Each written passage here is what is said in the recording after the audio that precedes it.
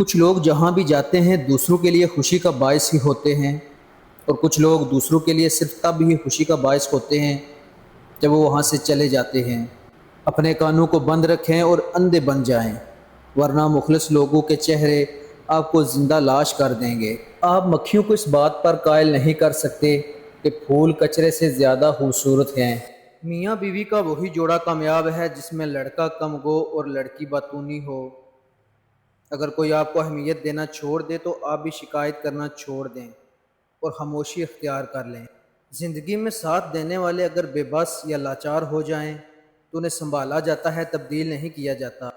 اپنی زندگی میں دو دروازے ہمیشہ کے لیے کھلے رکھیں، ایک اپنی غلطی ماننے کا، دوسرا دوسروں کو معاف کرنے کا۔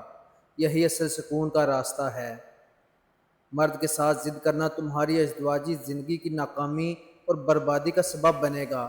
مرد سے ضد نہیں کی جاتی بلکہ اس سے دوستی کی جاتی ہے۔ ہر وقت دستیاب رہنا، پیچھے پڑے رہنا آپ کی اہمیت کو کم کرتے جاتے ہیں، اور پھر بھیک میں تو خیرات ملتی ہے نا، مقام، مرتبہ، عزت اور محبت تو نہیں۔ جلدی کرنے کی ضرورت نہیں، چمکنے کی ضرورت نہیں، کسی اور جیسا بننے کی ضرورت نہیں، بس خود ہونا کافی ہے۔ اللہ چاہے تو ایک پل میں سب کچھ کر سکتا ہے، مگر اس تاخیر میں در حقیقت تمہاری حفاظت اور بلائی ہے۔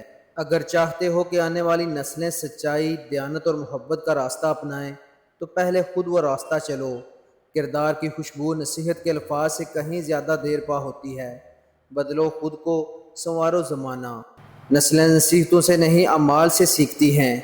آپ جو بولتے ہیں وہ وقتی اثر ڈالتا ہے، مگر آپ جو کر کے دکھاتے ہیں وہ نسلوں کی سوچ اور کردار میں نقش ہو جاتا ہے۔ جب دماغ پریشان ہو تو آپ کا چہرہ خوبصورت نہیں ہو سکتا۔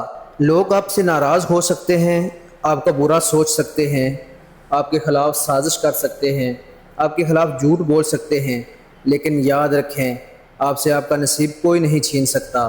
اپنے رب پر بھروسہ رکھیں، وہ سب سے بہتر کر دے گا۔ وہ آدمی جس نے مصیبتوں کے آنے سے پہلے اندازہ لگا لیا، جب وہ آتی ہیں تو ان کی طاقت توڑ دیتا ہے۔